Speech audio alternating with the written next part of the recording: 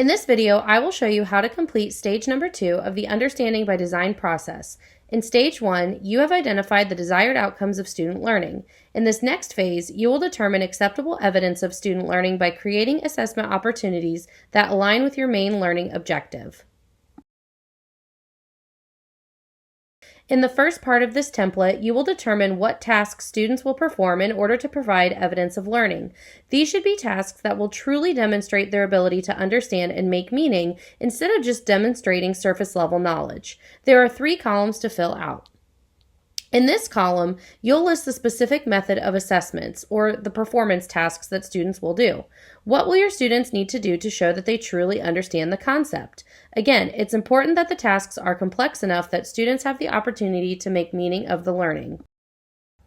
In the column listed Evaluative Criteria, you'll list the criteria that will be used to evaluate student performance.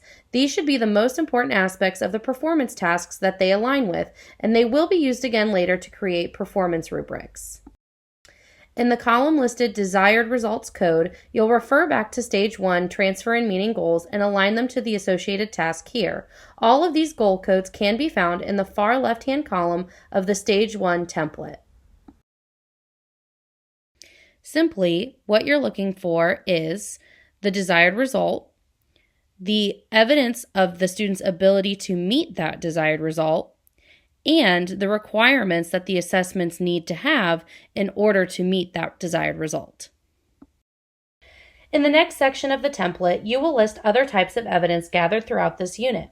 These can include assessments of knowledge, skills, or other goals that support your overall learning goal.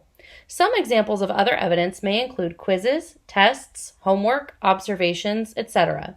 Just like before, there are 3 columns to fill out.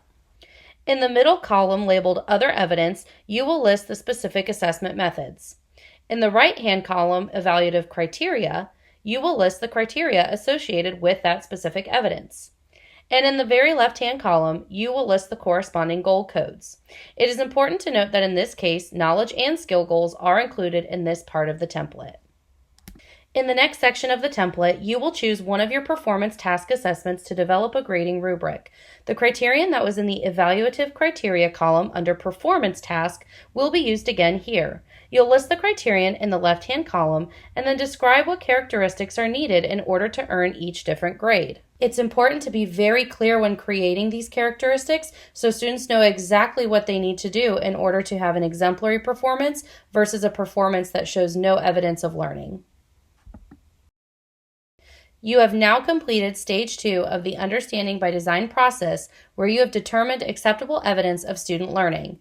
Next, we will talk about Stage 3.